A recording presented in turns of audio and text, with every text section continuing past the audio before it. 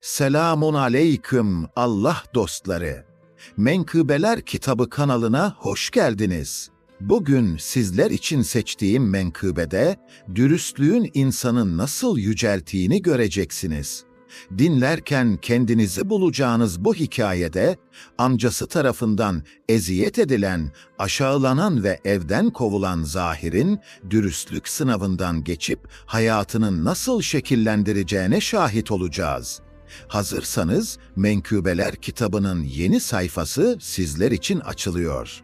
Zahir, Anadolu'nun taş sokaklı eski bir kasabasında dünyaya gelmişti. Bu kasaba, zamanın izlerini taşıyan cumbalı evleriyle, birbirine yaslanmış dar sokaklarıyla, sabahları çarşıdan yükselen dualarla uyanırdı. Sokaklar, taş döşeli geçitler gibi birbirine dolanır, evlerin pazara bakan ahşap pencereleriyle gölgelenirdi.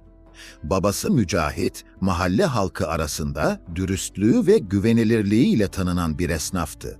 Herkes onu mütevazı dükkanının önünde otururken görür, güler yüzü ve babacan tavrıyla müşterileriyle sohbet ederken adaletin ve temiz kalbin ne demek olduğunu öğrenirlerdi.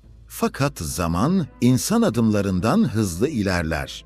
Mücahit bir sabah ansızın hastalandı. Haftalarca yatak döşek yattı. Ne gelen hekimler ne de otacı kadınlar çare bulabildi. Ölüm onların ilacından daha önce davrandı. Soğuk ve yağmurlu bir kış gecesinde şehir bulutların altında suskunluğa gömülmüşken Mücahit ruhunu teslim etti. Küçük Zahir, babasının cenazesini taşıyan adamların yüzlerine bakıyor, ne olup bittiğini anlamaya çalışıyordu. Cenazeden sonra komşular dağıldı. Büyük evse sessizlik ve hüzne gömürdü. Annesi birkaç yıl önce vefat etmişti. Geriye sadece babasının büyük ağabeyi Rüstem kalmıştı. Rüstem, halkın gözünde ağırbaşlı, gür sakallı ve tüccarların uğradığı lonca teşkilatına bağlı meclisi olan bir adamdı. Ancak bu görünüşün ardında yalnızca yakınlarının bildiği bir hırs ve dünya sevgisi gizliydi. Rüstem, Zahir'in vasiliğini üstlendiğini duyurdu. "Bu benim kardeşimin oğludur. Ona layık olduğu hayatı verecek olan kişi benim," dedi. Komşuların içlerini rahatlattı. Yetimin kaderi emin ellerde sanıldı. Fakat gerçek bambaşkaydı. Evin kapıları kapandığında Rüstem, Mücahid'in altın ve paralarının bulunduğu sandığın anahtarlarını eline aldı. Her geçen gün Zahir'in gözleri çaresizlik yüzünden dolarken neden babasının bıraktıklarından mahrum kaldığını anlayamıyordu. Çocuk amcasının gölgesinde büyüdü ama huzurun tadını hiç alamadı. Rüstem onu evin hizmetkarı gibi çalıştırıyor, odun getirmeye gönderiyor, pazarda çuvalları taşıtıyor, arkadaşlarıyla oturmasına ya da okuma yazma öğrenmesine izin vermiyordu. Sert bir ses tonuyla "Sen fakir bir çocuksun, ilim zenginlerin işidir," diyordu. Zahir, kuzenlerinin mektebe gidip yazılı tahtalarla döndüğünü gördükçe evin eşiğinde tek başına oturur, bir gün onlar gibi mektebe gidip okuma yazmayı hayal ederdi. Ama evde kimse ona merhamet etmezdi. Her gece evin karanlık bir köşesindeki yatağına uzanır, kuzenlerinin yemek yiyip gülüşmelerini dinlerken boğazında bir düğüm hissederdi. Amcasının acımasızlığı her geçen gün artıyor, Zahir zulüm ve eziyet ile dolu bir evde büyüyordu. Hak nedir bilmez, hayatın tadını yalnızca babasının hatırasından ve annesinin hala kulaklarında çınlayan sesinden alırdı. Böylece Zahir'in hikayesi başladı, zulüm ve sefaletle kuşatılmış bir yetimin hikayesi. Oysa kader ona gelecekte hayal ettiğinden fazlasını verecekti. Yıllar su gibi aktı gitti. Zahir varlık içinde yokluk yaşayarak büyüdü. Amcası onu kovduğunda bile kalbinde yalnızca dürüst babasının ve şefkatli annesinin yolundan giderek bir gün ailesinin şanını geri kazanma hayali vardı. Gençliğinin ilk yıllarına geldiğinde pazarda babasının mirası hakkında fısıltılar duymaya başladı. Amcası Rüstem'in mirası kendi malı gibi kullandığı konuşuluyordu. Zahir her gece yoksul odasına döner, aklında cevapsız sorular yankılanırdı. Yazın sıcak bir sabahında amcasının bağlı olduğu tüccarlar loncasına girdi. Rüstem, süslü yaygıların üzerinde oturuyor, önünde şerbetler ve yemek tabakları duruyordu. Zahir, meclisin taş döşeli zemininde durdu. Gözleri amcası Rüstem'in gösterişli yaygılarına değil, onun gözlerine dikti. Sesi titriyordu ama kalbi kararlıydı.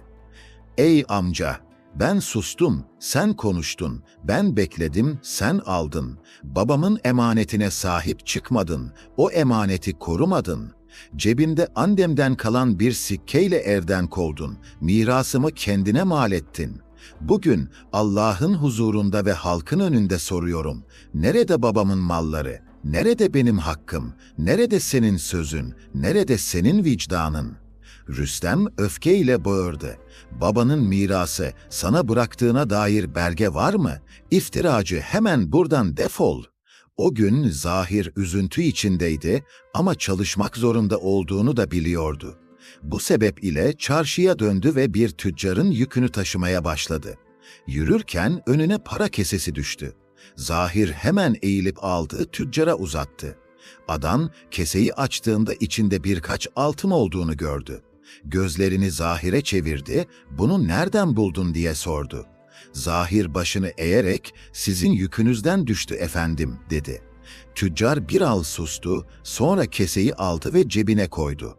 Ardından Zahir'e dikkatle baktı. O an pazardaki gürültü arasında bir sessizlik doğdu. Çünkü dürüstlük kalabalığın ortasında sessizce parlamıştı. O günden sonra tüccar Zahir'i yanına almaya karar verdi.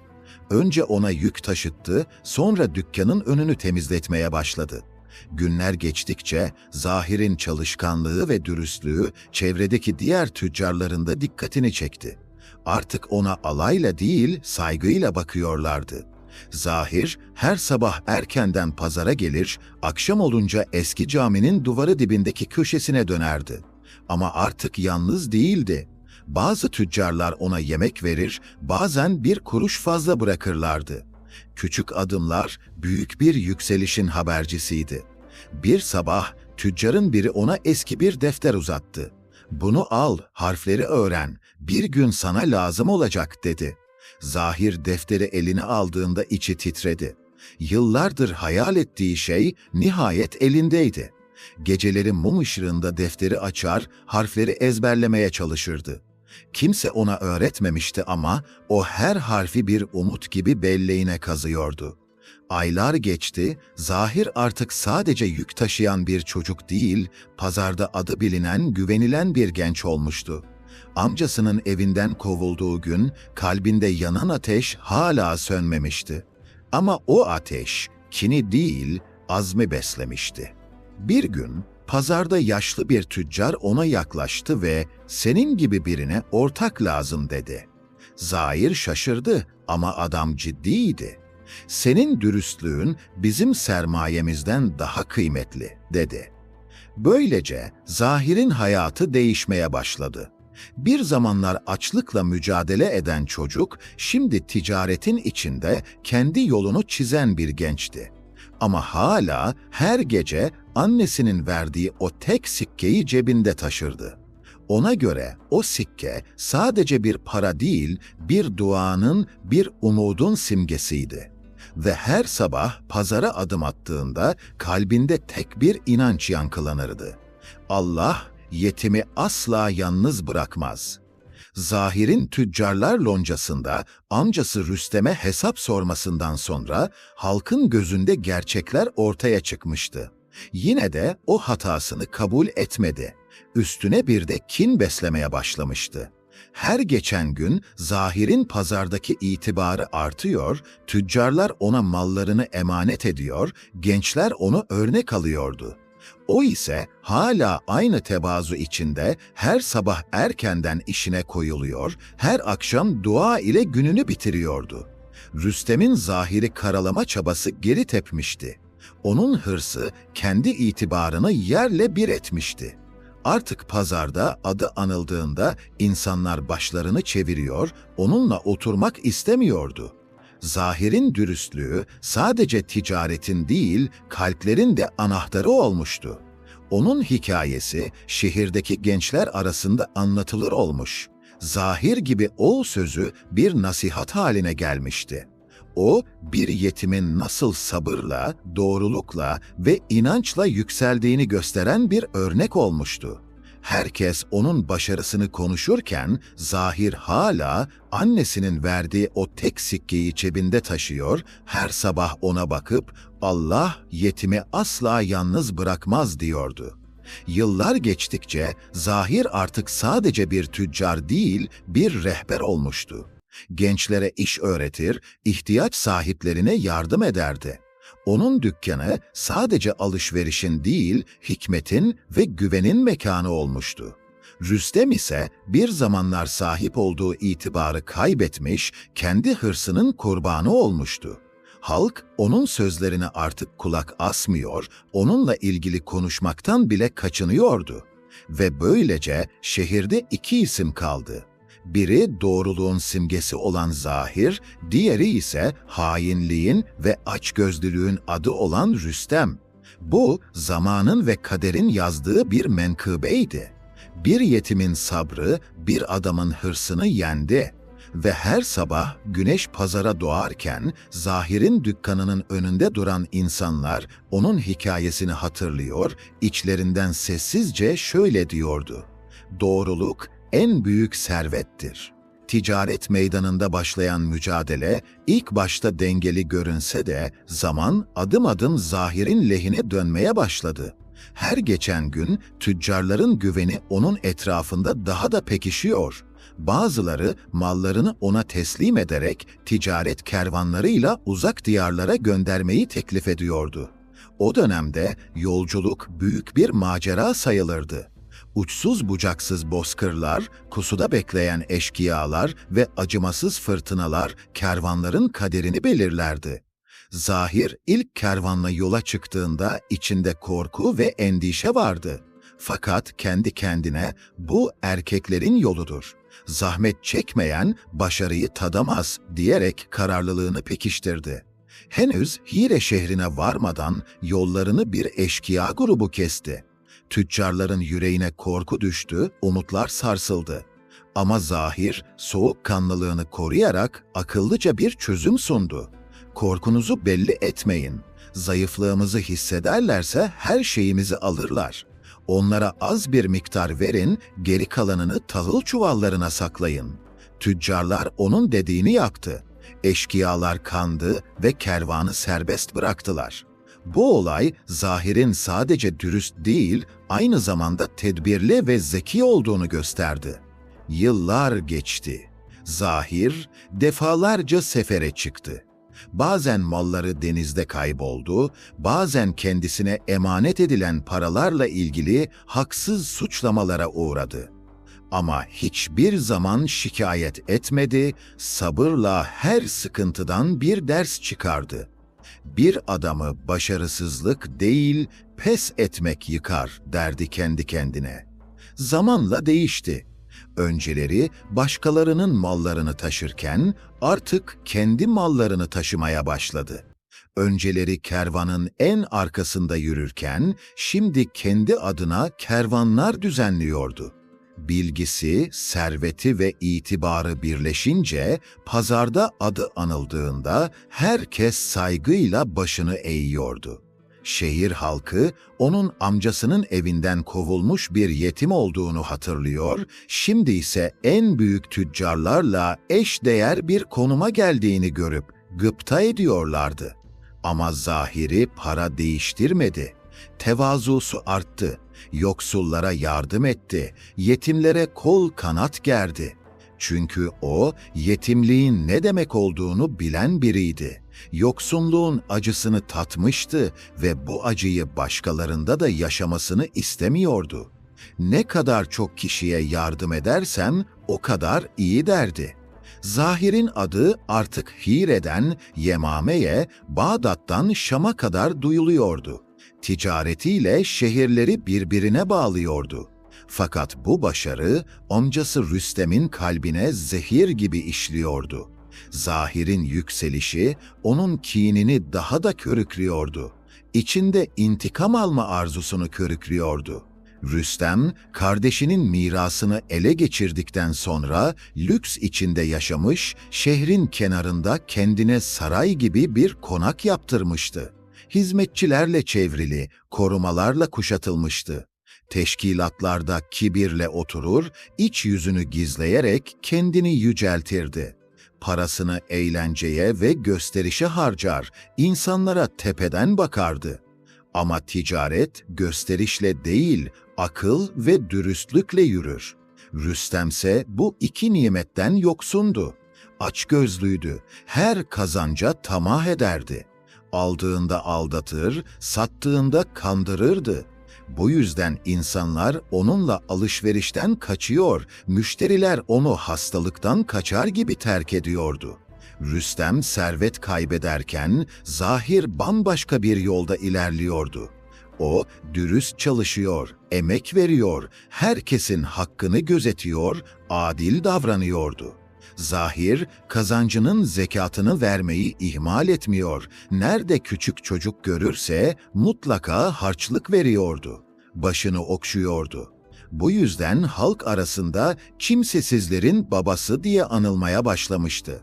Yine bir gün tüccarların toplandığı bir mecliste biri şöyle dedi: "Şu delikanlıyı düşünün. Bir zamanlar amcası tarafından kovulmuş, bir kuruş bile verilmemişti. Bugün ise pazarın hakimi oldu. Herkes ona güveniyor."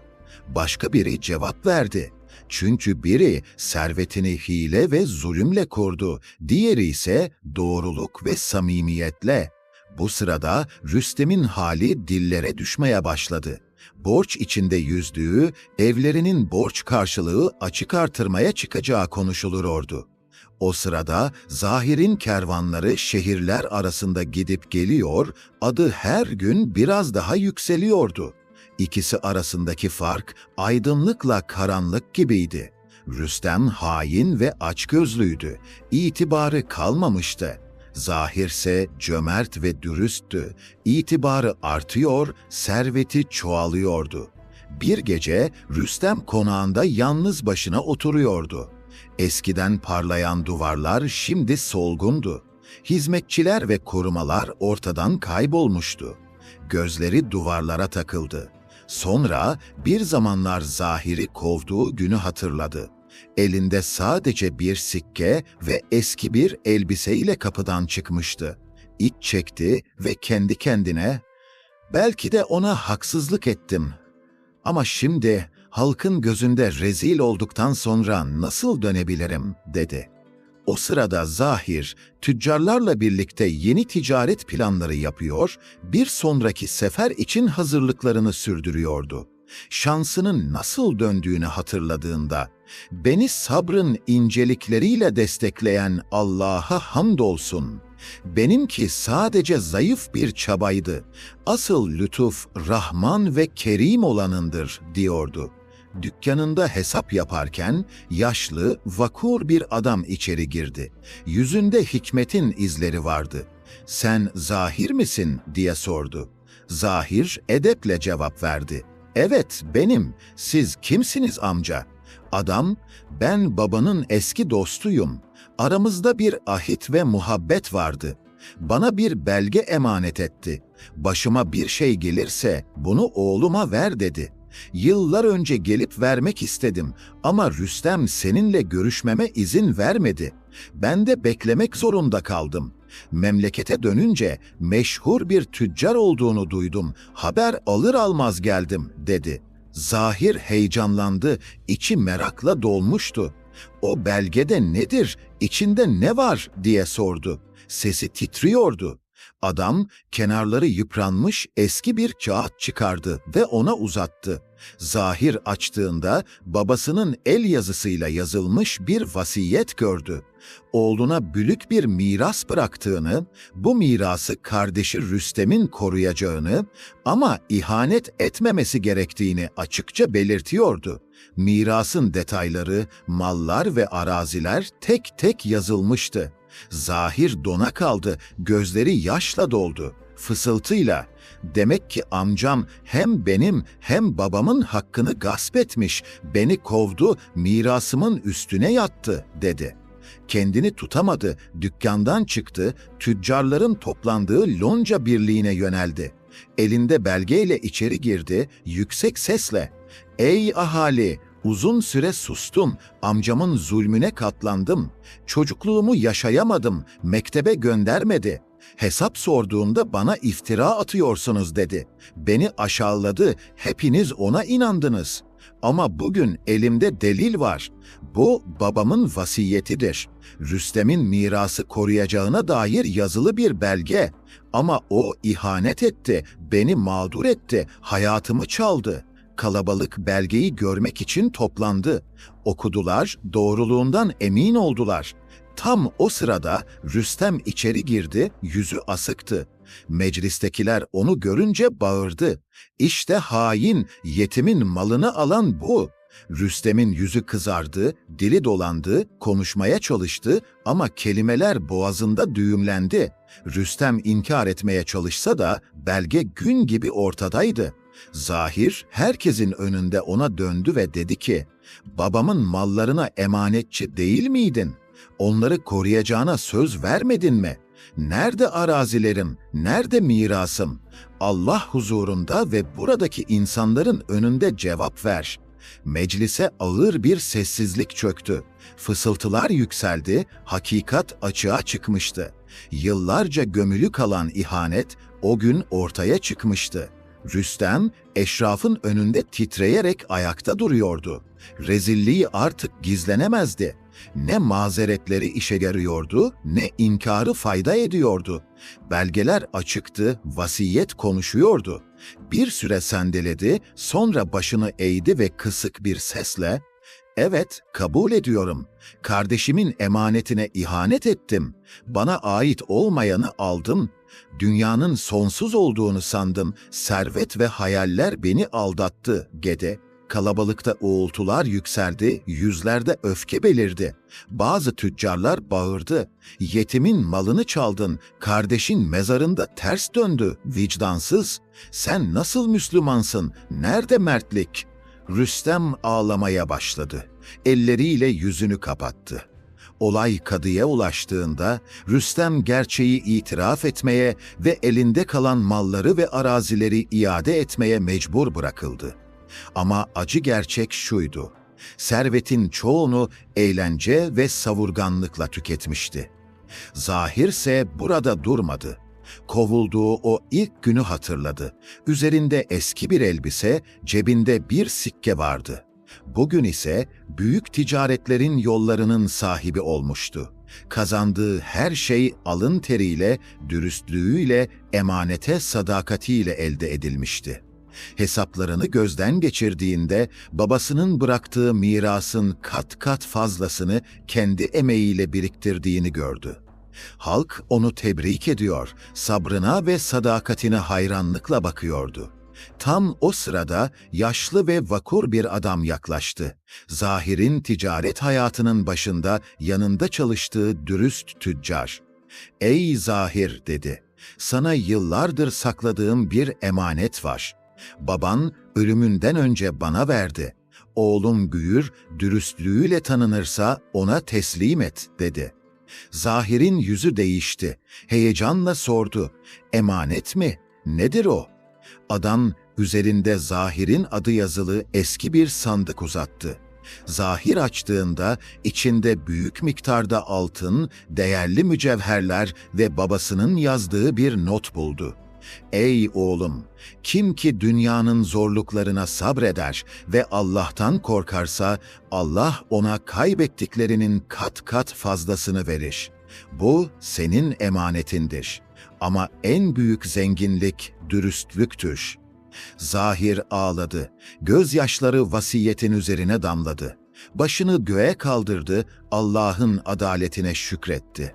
O günden sonra şehirdeki en zengin adam oldu. Yalnız mirasla değil, emeğiyle, dürüstlüğüyle, vefasıyla. Halk bir kez daha anladı ki, hak ne kadar gecikse de kaybolmaz. Zulmün bir sonu, dürüstlüğün ve sadakatin ise bir yolu vardır. İzzet ve şan yolu. Ve böylece Zahir'in menkıbesi taş sokakların belleğine kazındı. Bir sikkeyle başlayan yolculuk yalnızca ticaretin değil, insanlığın da sınavıydı. O, bir yetimin sabrıyla, bir babanın duasıyla, bir annenin sessizce verdiği umutla yürüdü. Her adımı haksızlığa karşı bir duruş, her kazancı alın terinin bereketiydi.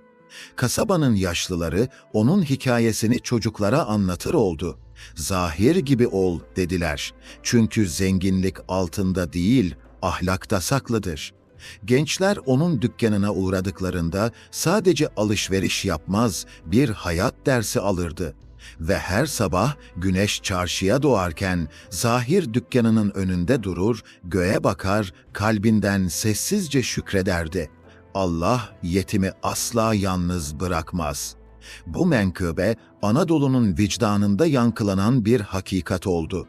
Çünkü zaman geçse de, zulüm büyüse de hak yerini bulur ve sadakat sabırla birleştiğinde izzet ve şan kendiliğinden gelir.